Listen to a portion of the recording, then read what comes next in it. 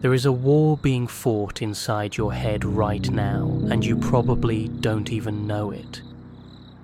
It's not a war between good and evil, or between logic and emotion, though it sometimes feels that way. It's a war between different versions of yourself, between what you believe and what you do, between who you think you are and who your actions reveal you to be. This war has a name, and understanding it might be one of the most important things you ever do. It's called cognitive dissonance, and it shapes nearly every decision you make, every belief you hold, and every relationship you maintain.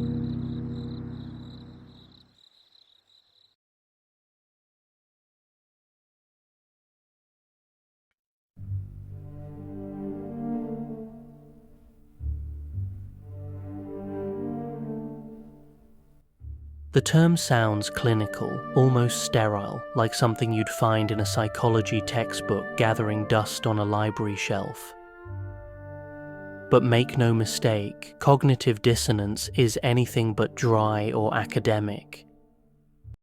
It's the reason you defended that expensive purchase to your friends, even though you secretly regretted it. It's why you keep dating people who treat you poorly while insisting you deserve better. It's the force that keeps people trapped in jobs they hate, beliefs that harm them, and patterns that lead nowhere good. And paradoxically, it's also the engine that drives personal growth, the discomfort that eventually pushes us toward becoming better versions of ourselves. To understand cognitive dissonance is to understand something fundamental about human nature. We are not the purely rational creatures we like to imagine ourselves to be. We are rationalizing creatures, constantly spinning stories to make sense of the contradictions we carry within us. This essay will take you deep into the heart of this phenomenon, exploring where it comes from, how it operates, why it matters, and most importantly, what you can do about it. By the time you finish reading, you will never see yourself or other people quite the same way again. The smoky room where your laughter used to live. What a strange and bitter crop. Love that withers never stops, haunting me from branch to root.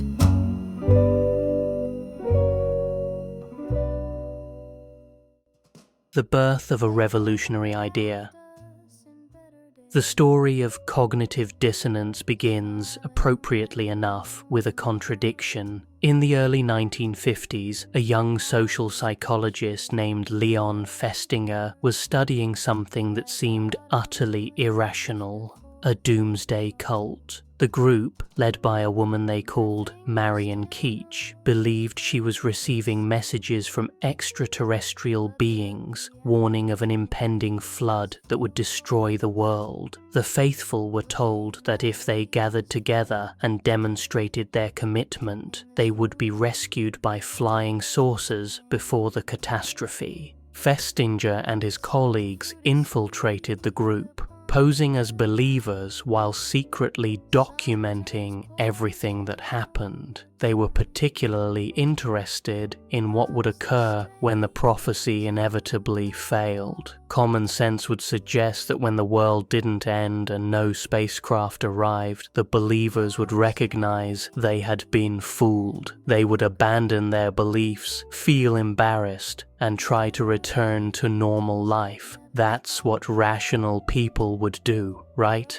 But that's not what happened at all. When the appointed hour came and went with no flood and no rescue, the group didn't dissolve in disillusionment. Instead, something remarkable occurred. Marion Keech announced that she had received a new message. The group's faith had been so strong that God had decided to spare the world. Rather than being chastened by the failed prophecy, the believers became more fervent than ever. Members who had previously kept their beliefs private suddenly began evangelizing, calling newspapers and trying to convert anyone who would listen. Festinger watched this transformation with fascination. Here were people confronted with undeniable evidence that their beliefs were wrong, and instead of changing their minds, they had doubled down. Why would they do something so seemingly irrational? The answer, Festinger realized, lay in understanding the psychological pressure they were under. These believers had sacrificed enormously for their faith. Many had quit their jobs, given away their possessions, and alienated their families. They had publicly committed to beliefs that now looked foolish.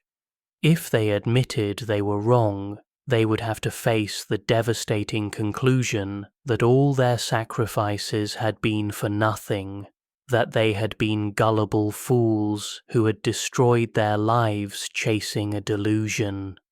The psychological cost of accepting this truth was simply too high.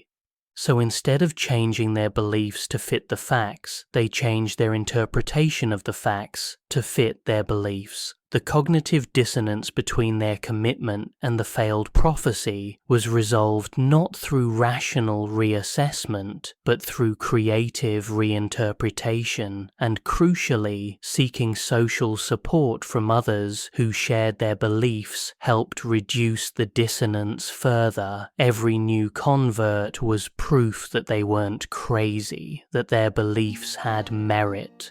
From this observation, Festinger developed his theory of cognitive dissonance, which he published in 1957 in a book that would become one of the most influential works in the history of psychology. The core idea was elegantly simple. Humans have a fundamental need for internal consistency. When we hold two contradictory cognitions, whether they are beliefs, attitudes, or awareness of our own behaviors, we experience psychological discomfort. This discomfort motivates us to reduce the contradiction, and we will go to remarkable lengths to do so. Small steps forward through the night into morning, into light, getting better day by day, finding my way.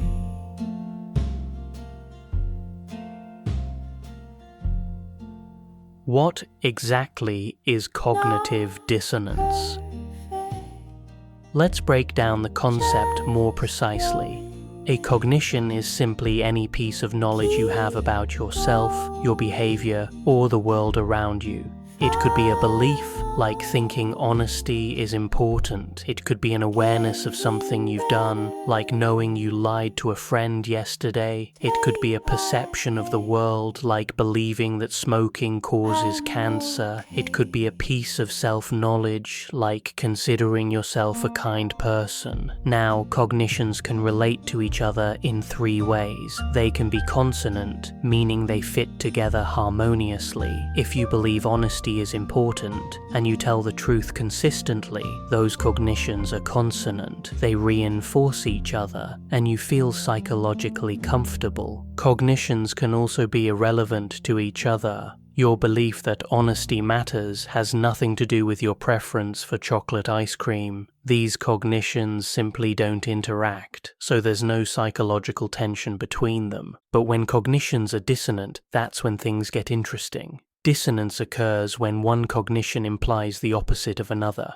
If you believe honesty is important, but you just told a significant lie, those two cognitions are in direct conflict. The belief that smoking causes cancer is dissonant with the behavior of smoking a pack a day. The self-concept of being a loving parent conflicts with the awareness that you just screamed at your child over something trivial. The experience of dissonance is not merely intellectual disagreement with yourself, it carries genuine psychological and even physical discomfort. Research has shown that cognitive dissonance activates the same brain regions associated with pain and negative emotions. People experiencing dissonance show increased activity in the anterior cingulate cortex, a region involved in detecting conflicts and errors. They often report feeling uneasy, tense, or anxious, though they may not be able to identify why. The magnitude of dissonance depends on several factors. First, the importance of the cognitions matters enormously. Dissonance between trivial beliefs causes little distress, but dissonance involving core values or identity creates intense pressure. If you consider yourself an environmentalist but just bought a gas-guzzling SUV, the dissonance will be far more painful than if you consider environmental issues to be relatively unimportant. Second, the ratio of dissonant to consonant cognitions affects the overall pressure. If you have many good reasons supporting your decision and only one element that conflicts, the dissonance will be manageable. But if the contradicting cognition stands largely alone against your other beliefs, the tension becomes much harder to ignore. Third, and perhaps most importantly, the degree of choice involved amplifies dissonance dramatically. If you are forced to do something that conflicts with your beliefs, you can attribute your behavior to external pressure, and the dissonance remains limited. But if you freely chose to act against your values, you cannot escape responsibility so easily. The contradiction becomes a statement about who you really are, and that's much harder to live with. Dance away the blues, baby. Move until it's gone. Shake off all the pain, baby. Keep dancing till the dawn. The many faces of dissonance reduction. When we experience cognitive dissonance, we are powerfully motivated to reduce it. The psychological pressure demands resolution, and our minds are remarkably creative in finding ways to achieve it. Understanding these strategies is essential because they operate largely below conscious awareness, shaping our thoughts and beliefs in ways we rarely recognize. The most straightforward way to reduce dissonance is to change one of the conflicting cognitions. If you believe smoking is harmful and you smoke, you could quit smoking. Problem solved. The behavior now aligns with the belief and harmony is restored. This is the healthiest response to dissonance in many cases, but it's often the hardest because it requires actually changing something about yourself or your life. When changing behavior proves too difficult or costly, we often take the easier route of changing our beliefs. The smoker might start questioning whether the health risks are really as serious as claimed. Maybe those studies were flawed. Maybe the dangers are exaggerated by people with an agenda. Maybe their grandfather smoked until 95, so genetics matter more than behavior anyway. By adjusting beliefs to fit behavior, the dissonance dissolves without requiring any actual change in conduct. Another common strategy is adding new cognitions that bridge the gap between the conflicting ones. The smoker acknowledges that cigarettes are harmful, but adds the cognition that smoking helps manage stress, and stress is also harmful to health. Or perhaps they note that life is short anyway, so they might as well enjoy it. Or they point out that they exercise regularly and eat well, which surely offsets the smoking. Each new cognition doesn't eliminate the original contradiction, but dilutes it, making it easier to tolerate. We can also reduce dissonance by minimizing the importance of the conflicting cognitions. Yes, smoking is harmful, but so are lots of things. Life is full of risks. We could get hit by a car tomorrow. Compared to all the other threats we face, smoking is just one more, and probably not the worst. By shrinking the significance of the contradiction, we make it easier to live with. Sometimes we reduce dissonance by seeking social support for our position. If everyone around us shares our beliefs or engages in the same behaviors, the contradiction feels less troubling. The smoker who hangs out with other smokers can reassure themselves that their habit isn't so unusual or concerning. This is why people often surround themselves with others who share their views and avoid those who challenge them. Every agreeing voice quiets the internal dissonance. Perhaps the most insidious strategy is selective exposure and attention. We actively seek out information that supports our existing beliefs while avoiding or dismissing information that challenges them. The smoker reads articles about centenarians who smoked their whole lives while scrolling past studies on lung cancer. We're not consciously manipulating our information diet. It simply feels natural to gravitate toward things that make us comfortable and away from things that disturb us. The classic experiments that revealed our self-deception. The theory of cognitive dissonance generated an explosion of research, with psychologists devising clever experiments to demonstrate just how far people would go to resolve internal contradictions.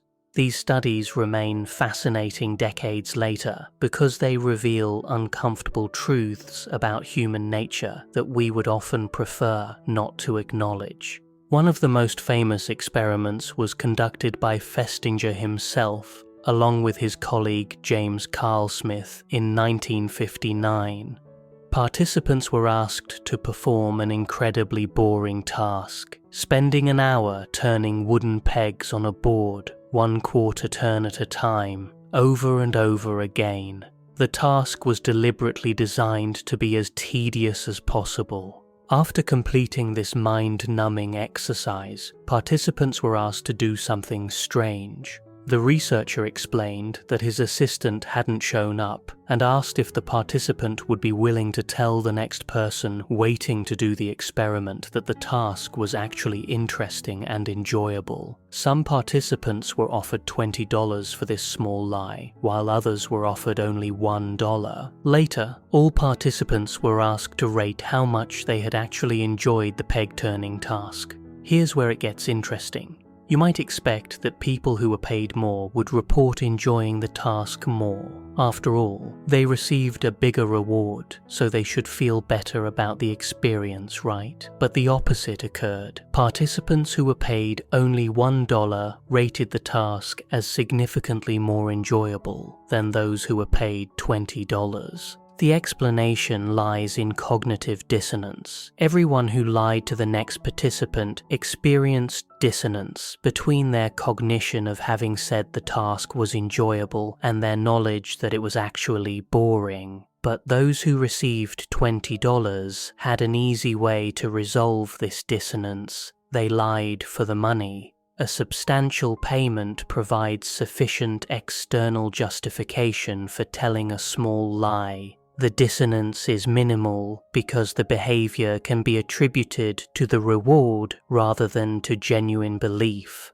But what about those who received only $1? That amount wasn't enough to justify lying, even in 1959. They couldn't tell themselves they lied for the money, because $1 seems like a trivial reason to be dishonest. So, to reduce the dissonance, they had to change their internal belief about the task. They convinced themselves that maybe it wasn't so boring after all. Maybe it was actually kind of interesting. By adjusting their attitude to match their behavior, they eliminated the contradiction between what they said and what they believed. This experiment revealed something profound. We don't just believe things and then act on those beliefs. The relationship flows in both directions. Our actions shape our beliefs just as much as our beliefs shape our actions. When we behave in ways that don't match our attitudes, we often adjust our attitudes to match our behavior rather than the other way around. Another landmark study explored what researchers called the effort justification effect. Elliot Aronson and Judson Mills had women undergo either a mild or severe initiation to join a discussion group about the psychology of sex. The mild initiation involved reading some slightly embarrassing words aloud. The severe initiation required reading highly explicit sexual material and crude slang in front of a male experimenter, which was genuinely mortifying for young women in 1959. After completing their initiation, all participants listened to the same discussion group, which had been deliberately designed to be as boring and disappointing as possible.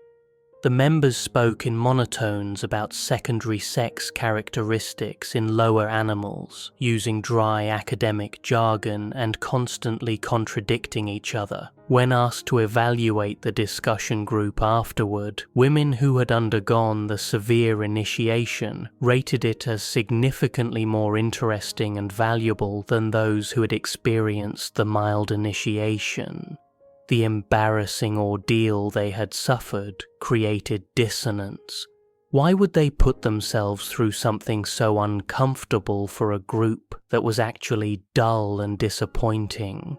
To reduce this dissonance, they convinced themselves that the group must actually be worthwhile. Their suffering had to mean something. This effect has enormous implications for understanding human behavior. It helps explain why fraternity hazings and military boot camps create intense loyalty. It illuminates why people who sacrifice greatly for a cause become its most fervent defenders. It reveals why expensive products sometimes seem more valuable simply because we paid more for them. The effort we invest in something becomes justification for valuing it, regardless of its actual worth.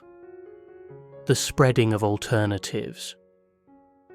One of the most reliable and revealing effects of cognitive dissonance occurs after we make difficult decisions. Whenever we choose between two attractive options, we experience dissonance because the choice implies that we're giving up the good features of the rejected option while accepting the drawbacks of the chosen one. Our minds resolve this dissonance in a predictable way. We increase our evaluation of the chosen option and decrease our evaluation of the rejected one. Researchers call this the spreading of alternatives, or post-decision dissonance reduction. In a classic demonstration of this effect, Jack Brame had women rate the desirability of various household appliances. Then they were told they could have one of two appliances as a gift. For some participants, the choice was between two items they had rated very similarly, making the decision difficult. For others, the choice was between items they had rated quite differently, making the decision easy. After making their choice and receiving their gift, participants rated all the appliances again.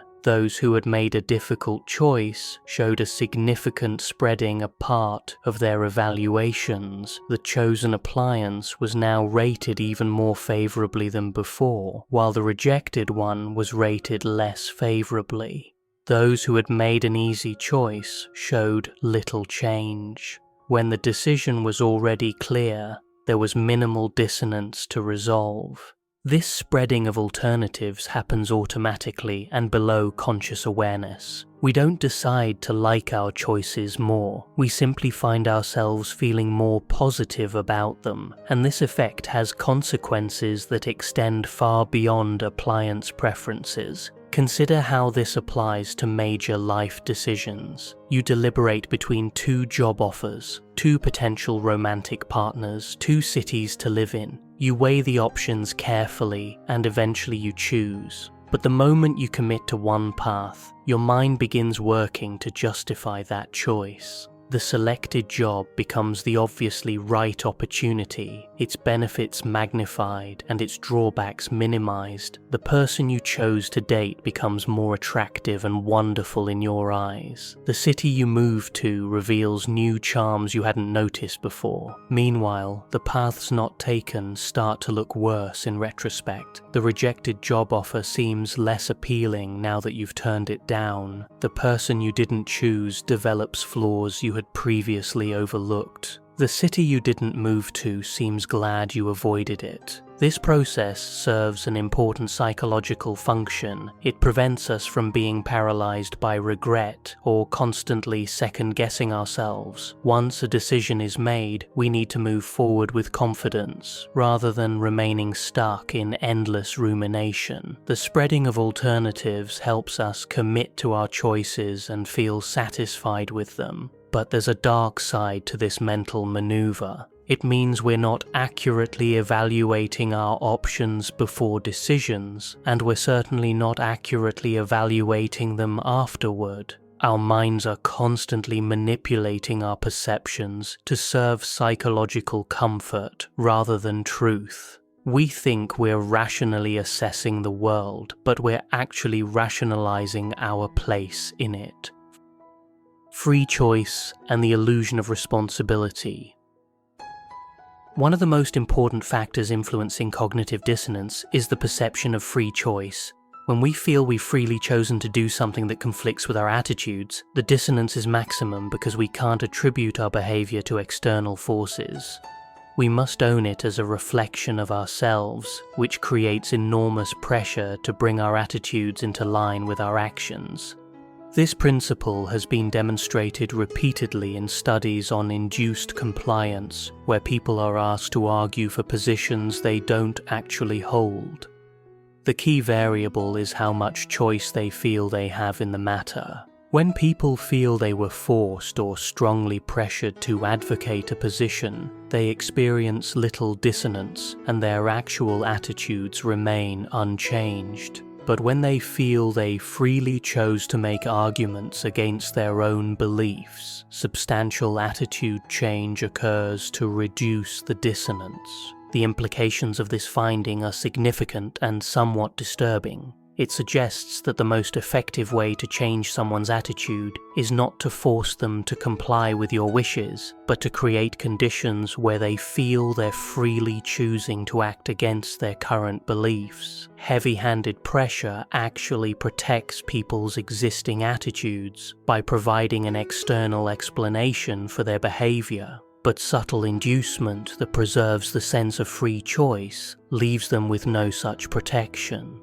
This insight has been applied and sometimes exploited in many domains. Effective salespeople know that high-pressure tactics often backfire because customers can attribute their purchase to being pressured rather than genuine desire. Better to create conditions where customers convince themselves. Skilled negotiators understand that people are more committed to agreements they feel they reached freely, rather than ones forced upon them.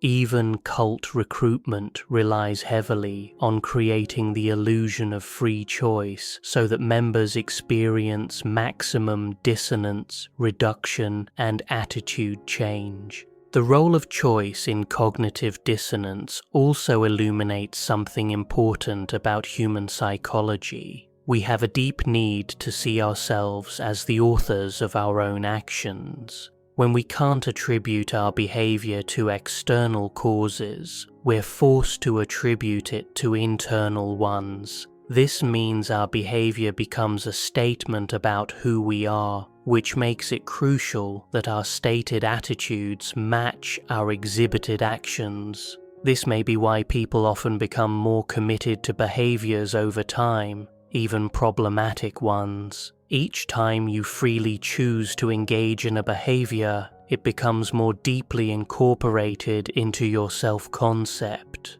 The smoker who lights up day after day, always feeling they could quit if they wanted to, builds an ever stronger identity as a smoker. The dissonance between knowing cigarettes are harmful and continuing to choose them is resolved by changing their internal attitudes towards smoking, making it seem less dangerous, more enjoyable, more integral to who they are. The hypocrisy paradigm. Building on the principles of cognitive dissonance, researchers have developed practical applications that use dissonance to promote positive behavior change. One of the most successful is the hypocrisy paradigm, developed by Elliot Aronson and his students. The technique works by making people publicly commit to a position they already believe, and then making them mindful of times they failed to act consistently with that position. This induced hypocrisy creates powerful dissonance that motivates behavioral change. In one study, college students were asked to compose a speech about the importance of safe sex and condom use to be shown to high school students. This public commitment was the first component. Then, some students were asked to think about and list times they had failed to use condoms themselves. This mindfulness of past failures was the second component. Students who experienced both components, making a public commitment while being reminded of their own inconsistent behavior, showed significant increases in condom use over the following months compared to students who experienced only one component or neither. The dissonance between preaching safe sex and remembering unsafe sex was resolved through actually changing behavior. This technique has been successfully applied to many domains, from water conservation to reducing prejudice behavior to increasing exercise. The key is that people must feel they are freely advocating a position they genuinely believe in, and they must be personally confronted with their own failures to live up to that belief.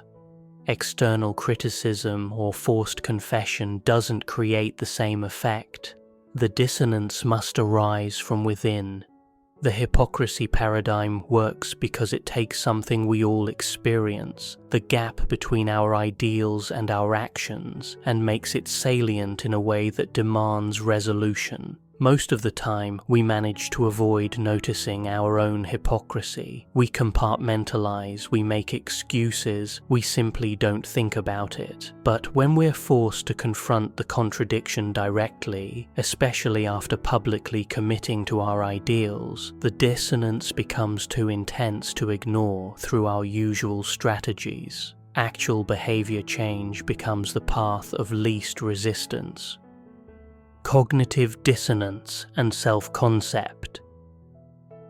At the heart of cognitive dissonance lies our self-concept, the collection of beliefs we hold about who we are. Many researchers have argued that dissonance is most intense when it threatens our view of ourselves, particularly our sense of being a good, capable, and consistent person. Elliot Aronson proposed that dissonance is greatest when behavior conflicts with the self-concept, not just with any belief. We can tolerate some inconsistency in our abstract beliefs about the world, but we struggle to tolerate inconsistency in our beliefs about ourselves. When we do something that suggests we're not as smart, moral, or competent as we thought, the dissonance is acute because it threatens the very foundation of our identity. This perspective helps explain why certain kinds of dissonance are so much more disturbing than others. Finding out that two of your beliefs about economics are contradictory might be intellectually unsettling, but is unlikely to cause deep distress. But discovering that you've been cruel to someone when you think of yourself as a kind person creates a different kind of anguish.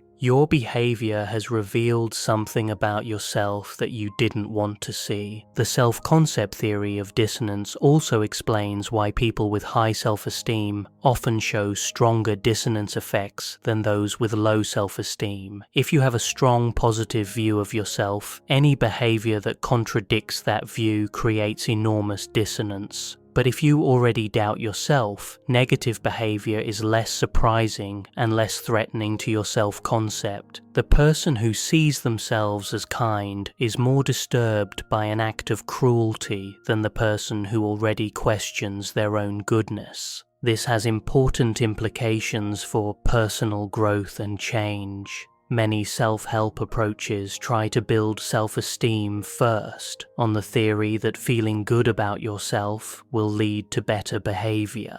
But cognitive dissonance research suggests the relationship might work the other way around. Behavior shapes self-concept. If you want to see yourself as a certain kind of person, act like that kind of person. The dissonance between your actions and your old self-concept will push you toward adopting a new self-concept that matches your actions.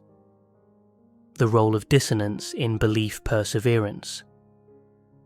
Cognitive dissonance helps explain one of the most frustrating aspects of human psychology: why people cling to beliefs even in the face of overwhelming contradictory evidence.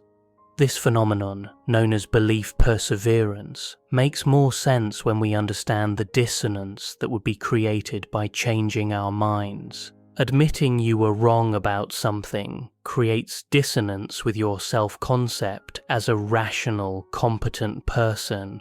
If you've publicly advocated a position, changing your mind creates dissonance between your current and past statements.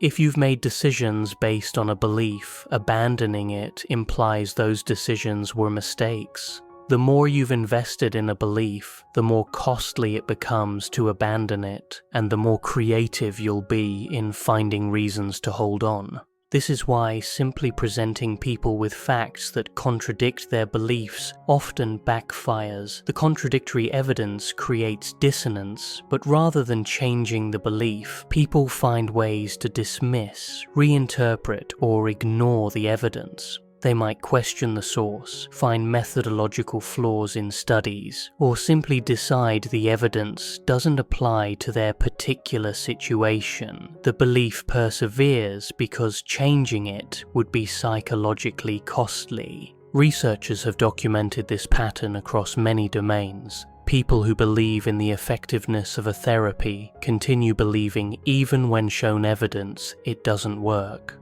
Political partisans interpret the same ambiguous evidence as supporting their side. Investors who've lost money on a stock find reasons to hold on rather than admit their original analysis was wrong. Once we've committed to a position, we become lawyers for that position, skilled at finding arguments to defend it and dismissing arguments against it. Understanding belief perseverance through the lens of cognitive dissonance suggests that changing minds requires more than just presenting evidence. It requires making it psychologically safe to change, reducing the identity threat that comes with admitting error, and providing alternative beliefs that can maintain self-esteem while incorporating new information.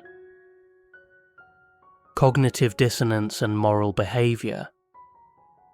The relationship between cognitive dissonance and moral behavior is complex and sometimes troubling. Dissonance can push us toward better behavior when we fall short of our ideals, as in the hypocrisy paradigm. But it can also be deployed in service of rationalizing wrongdoing. When we do something that violates our moral standards, the dissonance demands resolution. One option is to make amends and recommit to our values, but another option is to adjust our moral standards to make the behavior seem acceptable. Each time we take this second path, our morality shifts slightly, making it easier to repeat and even escalate the behavior.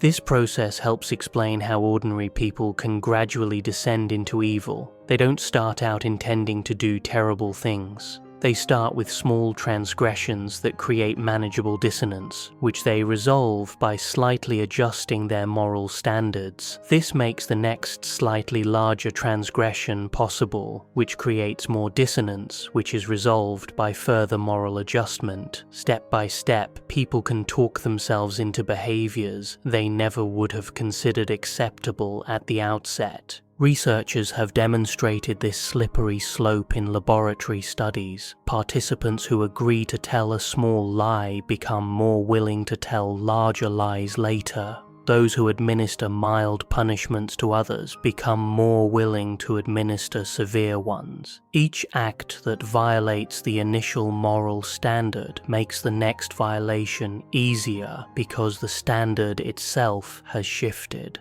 This understanding of moral dissonance has important implications for maintaining ethical behavior. The most dangerous moral compromises are not the large, obvious ones that clearly conflict with our values. They're the small ones that seem trivial at the time, but begin the process of rationalization. Once you've justified one small transgression, you've developed tools for justifying larger ones. The key is to be vigilant about the small choices, recognizing that each one shapes not just what you do, but what kind of person you become. On the positive side, the same mechanism can work in reverse. Each time you resist temptation and act according to your values, you strengthen your commitment to those values. Doing the right thing makes you more the kind of person who does the right thing. The behavior shapes the self-concept, which influences future behavior,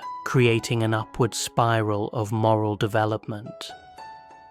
Dissonance across cultures. When cognitive dissonance was first studied, researchers assumed it represented a universal feature of human psychology. The drive for consistency seemed so fundamental that it should appear across all cultures. But as researchers began conducting studies outside Western contexts, a more nuanced picture emerged. Studies in East Asian cultures, particularly Japan, found different patterns of dissonance effects. In the classic free choice paradigm, where participants choose between two attractive options and then rate them more differently afterward, Japanese participants often showed weaker effects than American participants. Similar patterns appeared in other dissonance paradigms. Researchers propose several explanations for these cultural differences. One possibility is that cultures differ in the importance they place on individual consistency. In Western cultures that emphasize individual identity and personal responsibility, consistency between attitudes and behavior is highly valued, but in cultures that emphasize social harmony and role-based behavior, there may be less expectation that individuals will be internally consistent across situations. Another possibility is that the self is construed differently across cultures. In Western cultures, the self is often understood as an independent entity, defined by internal attributes that should remain stable. But in East Asian cultures, the self is more often understood as interdependent and contextual, defined by relationships and social roles. Behavior that varies across contexts might not threaten the self-concept, because consistency across contexts is not part of how the self is defined. However, subsequent research found that when situations involved public behavior or social evaluation, participants from East Asian cultures showed strong dissonance effects. The trigger seemed to be different, not personal inconsistency, but social inconsistency, appearing unreliable or inconsistent to others. This suggests that while dissonance may be universal, what triggers it varies based on cultural values and self-construal. The cultural research on cognitive dissonance teaches us that while humans everywhere may have a need for some form of consistency, the specific manifestations depend on what kind of consistency their culture prioritizes. There's not just one way to experience or resolve dissonance. Cultural context shapes both the situations that create dissonance and the strategies we use to reduce it. Cognitive dissonance and relationships. The dynamics of cognitive dissonance play out powerfully in our relationships with others.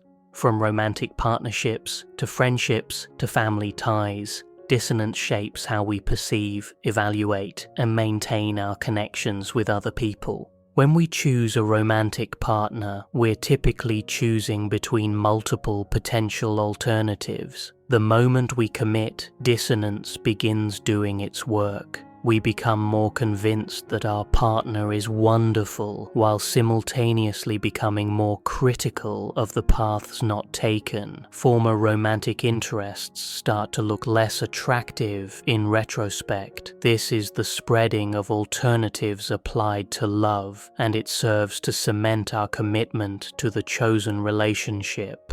But this process has its dangers. The same cognitive machinery that bonds us to our partner can keep us trapped in relationships that have become harmful. If you've invested years in a relationship, admitting it was a mistake creates enormous dissonance. It implies not just that the relationship failed, but that you made a bad choice, that you wasted your time, that you weren't as perceptive as you thought. To avoid this painful conclusion, you might minimize the relationship's problems, rationalize your partner's harmful behavior, or convince yourself that things will improve despite evidence to the contrary. This is one reason why leaving bad relationships is so difficult. The psychological barriers are not just about fear of change or love for the partner. They're about protecting the self-concept from the implications of having stayed so long in something so wrong. Every additional day of investment increases the dissonance that would be created by leaving, which paradoxically can make people stay even longer. Cognitive dissonance also influences how we respond to information about the people we love. When we hear criticism of someone we care about, we experience dissonance between our positive view of them and the negative information.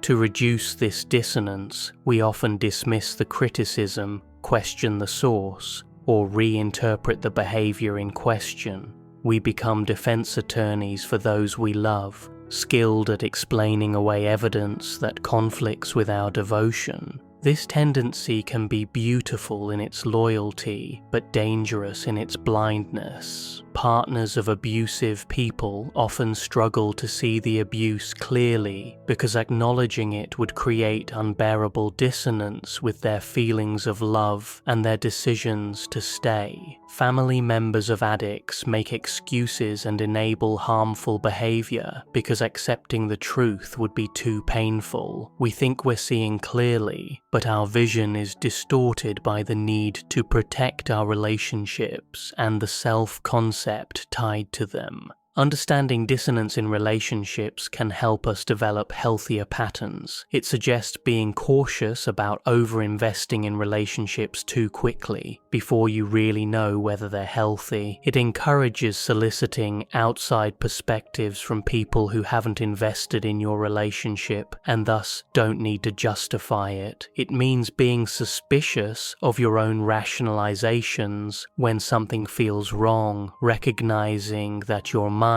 has powerful incentives to preserve the status quo. Dissonance in the marketplace.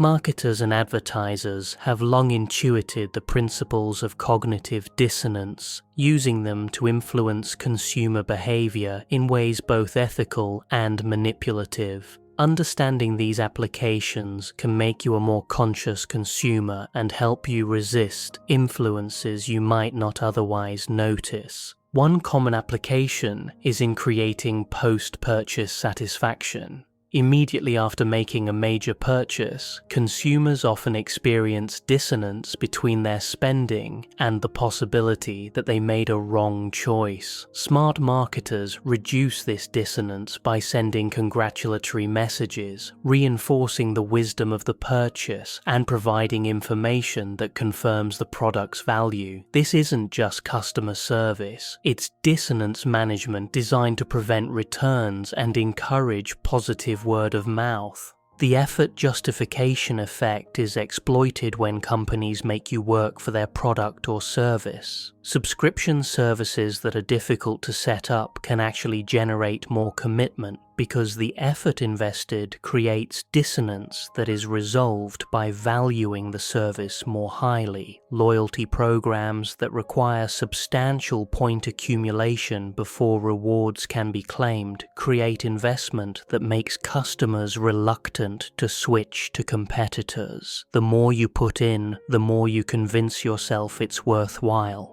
Scarcity and exclusivity leverage dissonance in interesting ways. When you manage to acquire something that's rare or difficult to obtain, the effort involved enhances your appreciation of the item. This is why limited editions feel more special and why waiting lists for products can actually increase demand. The dissonance between effort expended and the possibility of disappointment is resolved by perceiving the outcome as more valuable. Foot-in-the-door techniques use dissonance explicitly. Getting someone to make a small commitment changes their self-concept slightly, creating pressure to maintain consistency with that new self-image. The person who agrees to sign a petition in favor of environmental protection has now made a small commitment to that cause.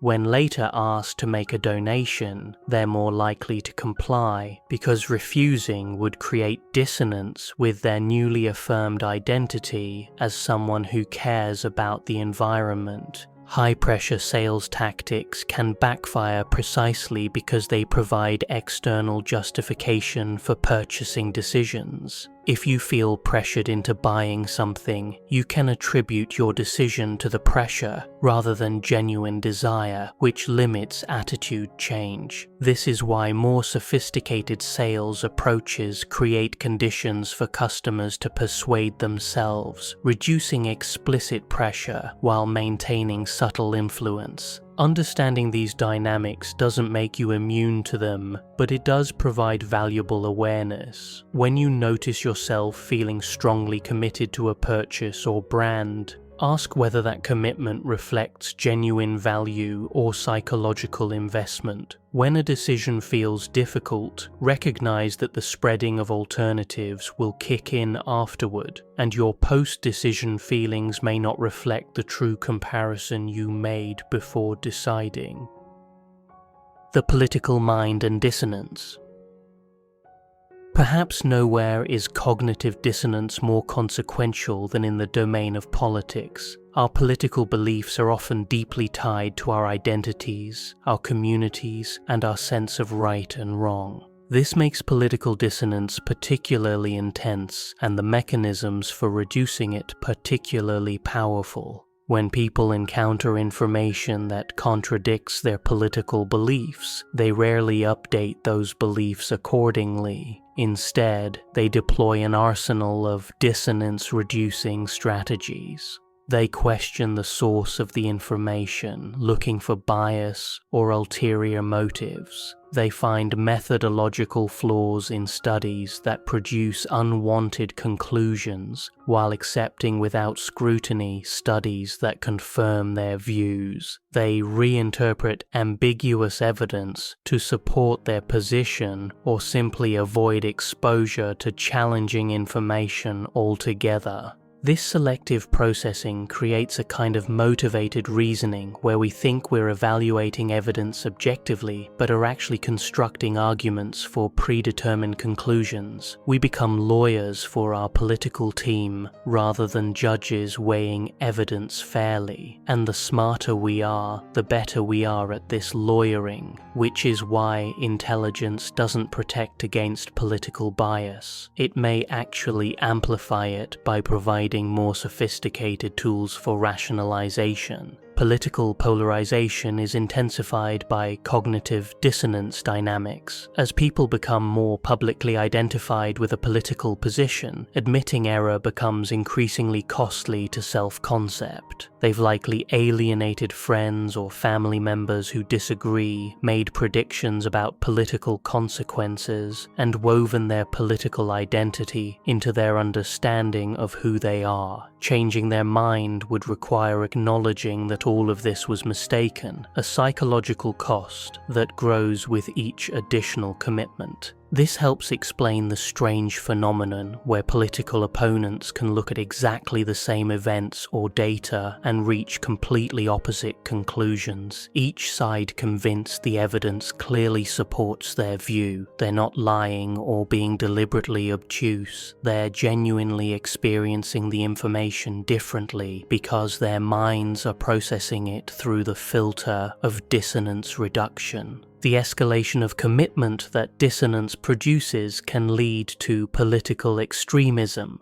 As people defend increasingly extreme versions of their positions, they experience pressure to continue in that direction rather than back down. Admitting that their earlier, more extreme statements were wrong would create painful dissonance, so they double down instead. Each step toward extremism makes the next step easier and the path back harder. Understanding these dynamics won't solve political polarization, but it might help in several ways. It can promote intellectual humility by recognizing that we're all subject to these biases, not just our opponents. It can encourage seeking out genuinely challenging information rather than comfortable confirmation. It can suggest that persuasion is more effective when it doesn't trigger identity threat, when it provides face-saving ways to update beliefs. And it can remind us that people who disagree with us are usually not stupid or evil. They're often intelligent people whose reasoning is being shaped by the same psychological forces that shape ours.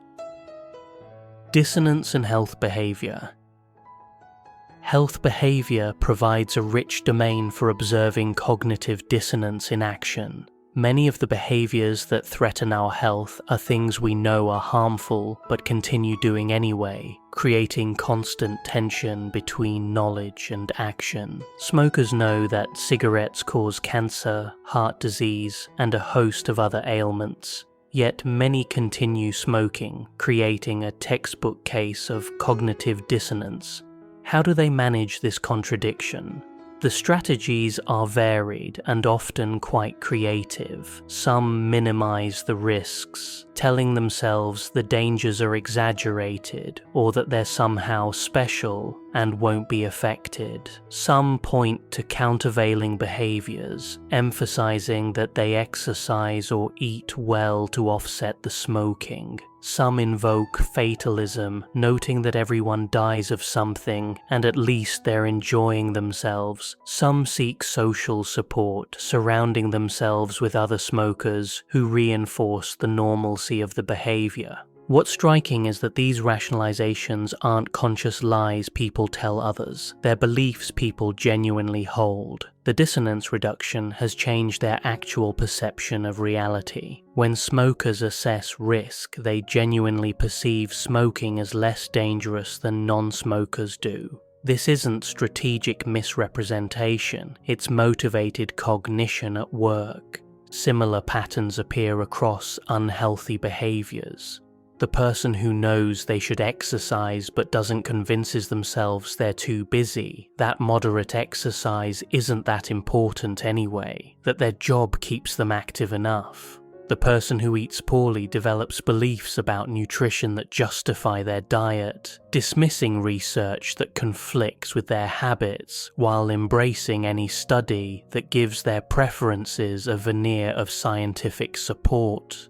The dissonance framework suggests why simply providing health information often fails to change behavior. The information creates dissonance, but people have many ways to reduce dissonance without changing their behavior. They don't necessarily respond to facts with open-minded reassessment. They respond with motivated reasoning that protects their current lifestyle. More effective approaches leverage dissonance differently. The hypocrisy paradigm, where people advocate for healthy behavior and then confront their own failures to practice it, has shown success in promoting exercise, safer sex, and other positive behaviors.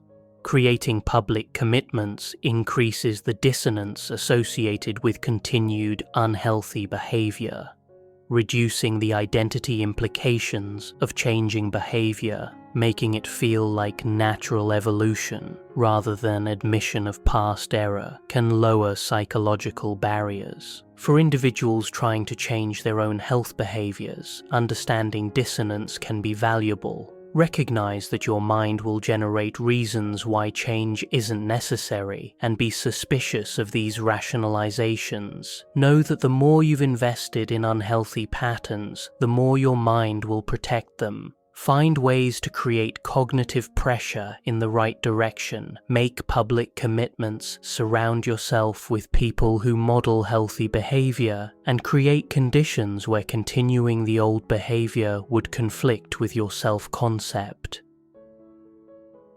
The development of dissonance. How does cognitive dissonance develop over the lifespan? Children aren't born with the same dissonance responses as adults, so understanding how these patterns emerge can tell us something important about their nature. Research suggests that children begin showing dissonance effects around age 4, coinciding with the development of a more coherent self-concept. Before this age, children don't seem bothered by inconsistency in the same way older children and adults are. But as they develop a sense of themselves as continuous beings with stable attributes, the motivation for internal consistency emerges. The classic spreading of alternatives effect, where chosen options are rated more positively and rejected options more negatively after a decision, begins appearing in preschoolers and strengthens through childhood.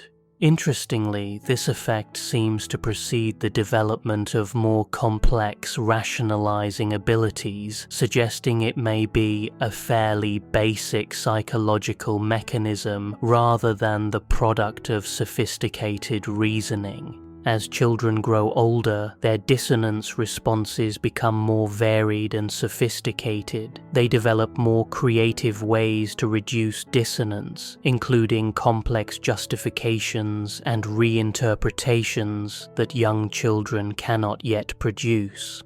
The cultural shaping of dissonance also takes hold, as children internalize the values of their society regarding what kinds of consistency matter and how inconsistency should be managed.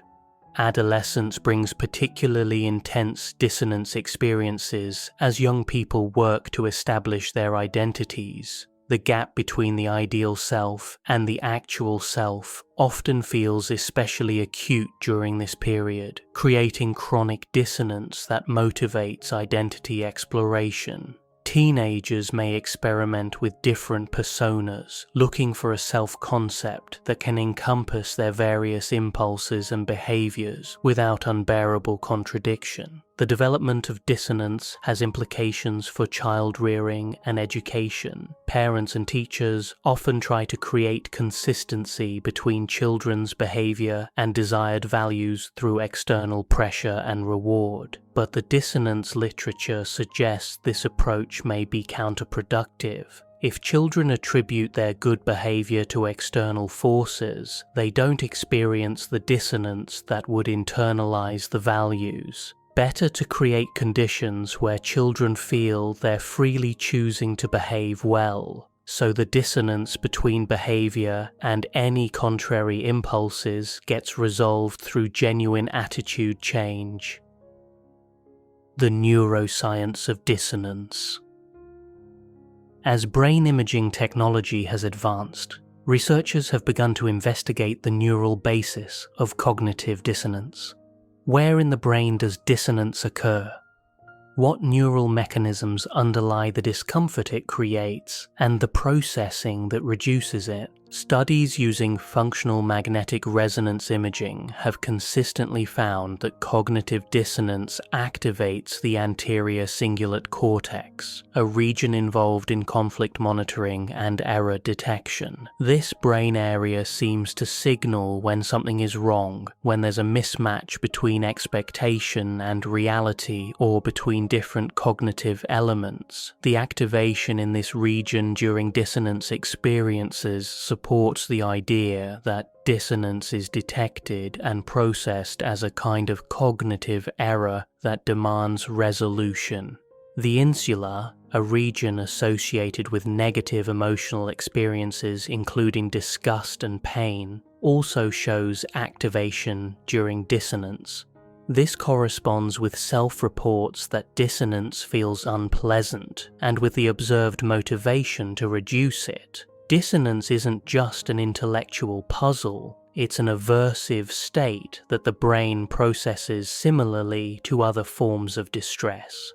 When dissonance is successfully reduced through attitude change or rationalization, researchers observe changes in activity in the prefrontal cortex, particularly regions associated with reasoning and cognitive control. This suggests that dissonance reduction involves active cognitive work, not just passive adaptation. The brain is engaged in reconstructing interpretations and adjustments that restore consonance. Interestingly, research has also connected cognitive dissonance to the reward system. When people reduce dissonance through attitude change, they show activation in regions associated with pleasure and reward, including parts of the striatum. This suggests that resolving dissonance is not just relief from an aversive state, but a positively rewarding experience. We're not just motivated to avoid the pain of dissonance, we're motivated to seek the pleasure of resolution. The neuroscience of dissonance is still developing, and many questions remain about exactly how these processes unfold in the brain. But the research to date confirms that cognitive dissonance is a real psychological phenomenon with measurable neural signatures, not just a theoretical construct. The discomfort is real, the processing is real, and the attitude change that results is a genuine modification of how the brain represents beliefs and preferences. Cognitive dissonance and decision-making.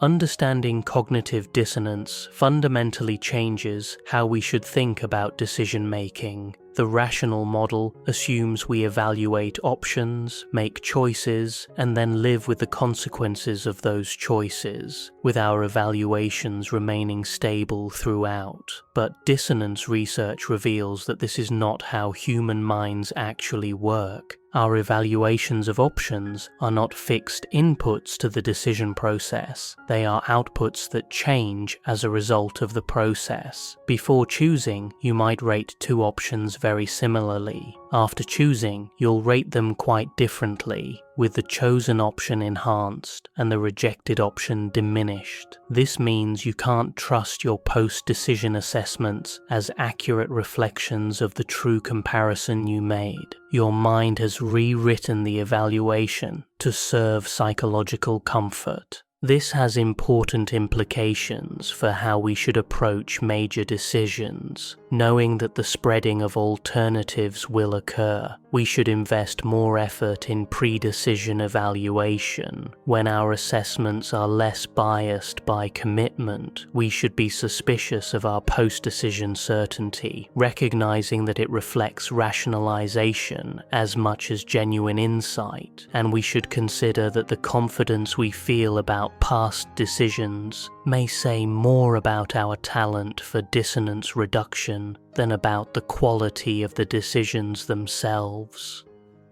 The sunk cost fallacy, where people continue investing in failing endeavors because they've already invested so much, is closely connected to cognitive dissonance. Admitting that previous investments were wasted creates painful dissonance, so people convince themselves that continued investment is justified, that success is just around the corner, that giving up now would mean all the earlier sacrifice was for nothing. Understanding this can help us recognize when we're throwing good money after bad and give ourselves permission to cut our losses. Commitment escalation, where people become increasingly extreme in their positions after making initial commitments, is also driven by dissonance. Each step creates pressure to justify it, which often means taking another step in the same direction. This helps explain how people get drawn into cults, how organizations persist with failed strategies, and how conflicts spiral out of control. Recognizing this pattern can help us build in checkpoints where we deliberately reassess our path rather than being carried along by the momentum of justification. Dissonance reduction as a skill. Given how powerfully cognitive dissonance shapes our thoughts and behaviors, often in ways that don't serve us well, it's worth asking whether we can become more skillful in how we manage it. Can we learn to reduce dissonance in ways that promote truth and growth, rather than comfortable self-deception? The first step is simply awareness. Most dissonance reduction happens automatically and below conscious awareness. We don't decide to like our choices more, we just find ourselves feeling that way. We don't choose to dismiss contradictory evidence. It just seems less convincing. By understanding the mechanisms of dissonance, we can begin to notice when they might be operating and question our automatic responses. When you notice yourself strongly defending a decision or belief, ask whether that defense reflects genuine merit or psychological investment. When evidence against your position seems unconvincing, consider whether you might be motivated to find it unconvincing. When you feel certain about a choice you've made, remember that certainty is often a product of dissonance reduction rather than its cause. The second skill is creating psychological space for changing your mind. Much dissonance reduction is driven by the identity implications of admitting error. We don't want to see ourselves as wrong, foolish, or inconsistent, but if we can separate our self-worth from the correctness of any particular belief, if we can see changing our minds as a sign of intellectual virtue rather than weakness, the pressure to defend existing positions diminishes. Cultivating intellectual humility means genuinely accepting that you might be wrong about many things you currently believe, and that this is true for everyone. It means valuing accuracy over consistency, truth over comfort. It means being genuinely curious about challenges to your beliefs rather than automatically defensive. The third skill is choosing wisely what to commit to. Every commitment creates dissonance pressure, so we should be thoughtful about what we bind ourselves to. This doesn't mean avoiding commitment. Commitment is necessary for any meaningful endeavor, but it means being aware of the psychological costs of commitment and not making commitments lightly or unnecessarily.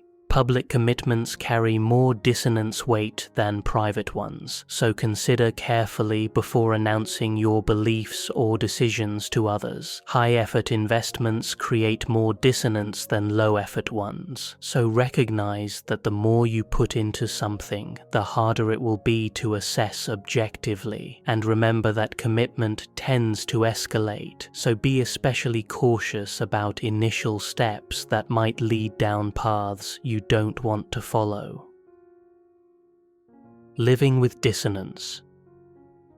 Despite everything we've discussed about reducing cognitive dissonance, there's another possibility worth considering. Sometimes the best response to dissonance is neither to eliminate the contradiction through behavior change, nor to rationalize it away through belief change. Sometimes it's to simply live with it. Human beings are complicated creatures, and consistency may be overrated as a virtue. We contain multitudes, our beliefs don't always align with our behaviors, our values sometimes conflict with each other, and our self-concept may never perfectly match our actions. This isn't necessarily pathology to be corrected, it might just be the human condition. The drive to eliminate dissonance can sometimes do more harm than good. When we force premature resolution, we might change beliefs that actually contained truth or change behaviors that were actually fine. The discomfort of dissonance can be a signal worth attending to, not automatically suppressing. Maybe that uncomfortable feeling when your actions don't match your values is valuable information rather than a problem to be managed away. Some wisdom traditions have long recognized the value of holding contradictions without forcing resolution. The ability to maintain tension between opposing ideas, to sit with uncertainty and complexity, is seen as a kind of maturity. Quick resolution might be more comfortable, but patient dwelling with contradiction might be more enlightening. This isn't to say that all dissonance should be tolerated. When you're doing something genuinely harmful, the dissonance between that behavior and your values should prompt change. When your beliefs are clearly false, the dissonance between them and evidence should prompt updating. But not every dissonance requires immediate resolution. Sometimes understanding that you're experiencing dissonance and why is more valuable than rushing to make it go away. Cognitive dissonance in the modern world. The phenomenon of cognitive dissonance was first identified more than 60 years ago, but its relevance has only increased in our current environment. The modern world presents challenges to cognitive consistency that Festinger could never have imagined. We now live in a media environment where we can curate our information diet with unprecedented precision. Don't like what one news source says. There are dozens of others saying exactly what you want to hear. Find someone's argument challenging. Block them and fill your feed with voices that confirm your views. The tools of selective exposure have been supercharged by technology, making it easier than ever to avoid information that would create dissonance. Social media amplifies these tendencies. Algorithms learn what we engage with and serve us more of the same, creating filter bubbles that reinforce existing beliefs. Public posting creates commitment that makes changing our minds psychologically costly. The tribal dynamics of online discourse push people toward more extreme positions to signal group loyalty. All of these mechanisms exacerbate the natural human tendency toward dissonance avoidance and belief perseverance. At the same time, we're confronted with more challenges to our beliefs than ever before. The internet exposes us to perspectives from around the world, undermining the comfortable assumption that our local consensus represents universal truth. Scientific research accelerates, sometimes overturning established knowledge in ways that challenge our understanding. Social change progresses rapidly, making yesterday's conventional wisdom today's controversy. The dissonance potential of modern life is enormous, even as the tools for avoiding that dissonance have grown more powerful. This creates a kind of choice point for each of us. We can use the capabilities of our information environment to construct comfortable bubbles where our beliefs are never challenged and our inconsistencies are never exposed. Or we can deliberately seek out dissonance, exposing ourselves to views we disagree with, questioning our own certainties, and using the discomfort as fuel for growth. The choice has implications not just for individual well-being, but for collective outcomes. Democracies depend on citizens who can consider evidence, change their minds, and find common ground despite differences. Scientific progress requires challenging established ideas and updating in response to new evidence. Social progress requires confronting the dissonance between our ideals and our practices. If we all retreat into dissonance-free bubbles, these collective processes break down. The value of psychological pain. Throughout this essay, we've discussed cognitive dissonance as something uncomfortable that we're motivated to reduce, but it's worth pausing to appreciate the value of this discomfort. The pain of dissonance is not a design flaw in human psychology. It serves important functions. The discomfort of dissonance alerts us to contradictions that matter. When your behavior conflicts with your values, the unpleasant feeling is a signal that something is wrong, that you're not living up to your own standards. This signal can motivate genuine change and growth. Without it, we might drift through life in comfortable inconsistency, never confronting the gaps between who we want to be and who we actually are. The unease of recognizing that your beliefs might be wrong is what makes learning possible. If we were entirely comfortable with our existing views, we'd never be motivated to update them. The dissonance between cherished beliefs and contradicting evidence, uncomfortable as it is the engine of intellectual growth. The most dangerous belief system is one that protects itself too well, that never allows the discomfort that would prompt revision. The psychological cost of commitment is what makes commitment meaningful. If we could commit to things without any dissonance, without any psychological investment, our commitments would be shallow and easily abandoned. The fact that commitment changes us, that it creates pressure to follow through, is what gives it power. The dissonance we experience when contemplating breaking a commitment is what holds us to our word. So while we've discussed many strategies for reducing dissonance, and while some of those strategies represent problematic self-deception, dissonance itself is not the enemy. The discomfort it creates is information about the state of our minds and lives. Learning to use that information wisely, neither suppressing it through rationalization nor being paralyzed by it, is part of psychological maturity. Conclusion.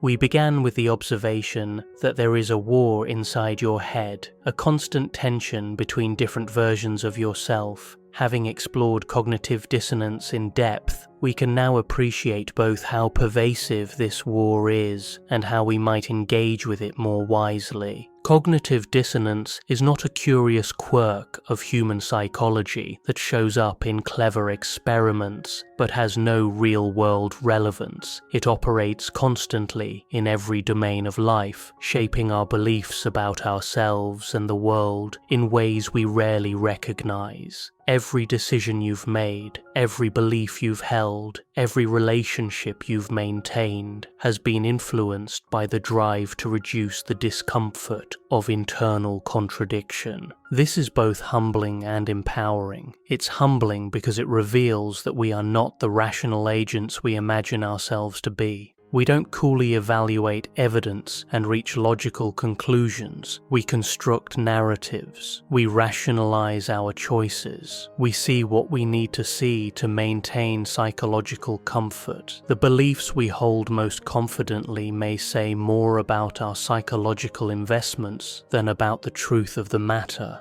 But understanding dissonance is also empowering because it gives us tools for working with our own minds more skillfully. When you understand why you're motivated to dismiss certain evidence, you can compensate for that motivation. When you recognize that your certainty about past decisions reflects dissonance reduction, you can hold that certainty more lightly. When you see how commitment escalation works, you can build in checkpoints to reassess. Knowledge of your cognitive biases doesn't eliminate them, but it does give you a fighting chance against them. Perhaps most importantly, understanding cognitive dissonance can increase our compassion, both for ourselves and for others. When you watch someone cling to beliefs despite overwhelming evidence, when you see them rationalize harmful behavior, when you observe them trapped in patterns that obviously don't serve them, you can recognize that they're not stupid or evil. They're human, subject to the same psychological forces that shape your own mind. This doesn't mean accepting harmful behavior or refusing to challenge false beliefs, but it might mean approaching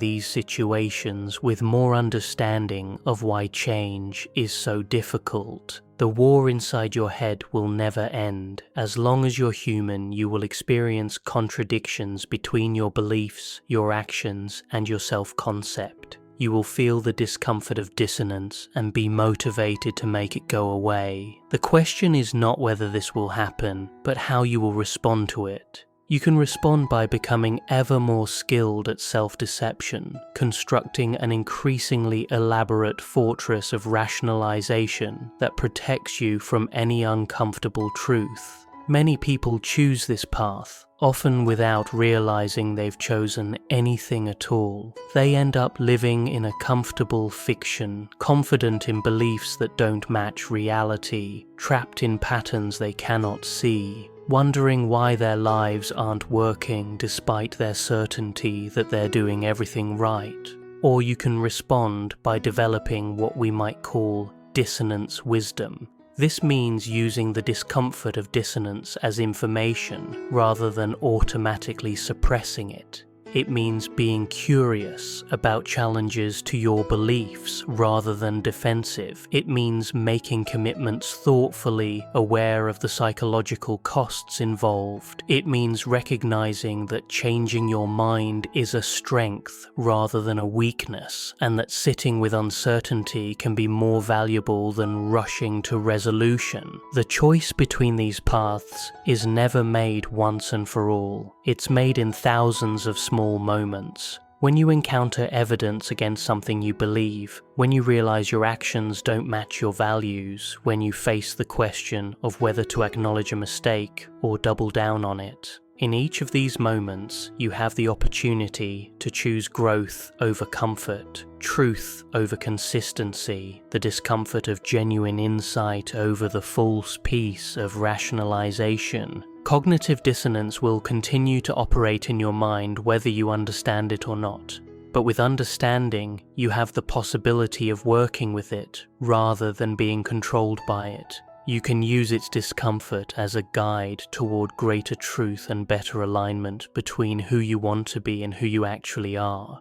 You can recognize when you're being pulled towards self-deception and choose a different path. You can hold your beliefs more humbly, make your decisions more wisely, and maintain your relationships more honestly. The war inside your head cannot be won in the sense of eliminating contradiction entirely, but it can be engaged with more skillfully, more courageously, and more honestly. Understanding cognitive dissonance is an invitation to that engagement, an opportunity to become a more integrated and authentic version of yourself. That opportunity is yours to accept or decline, moment by moment, for the rest of your life.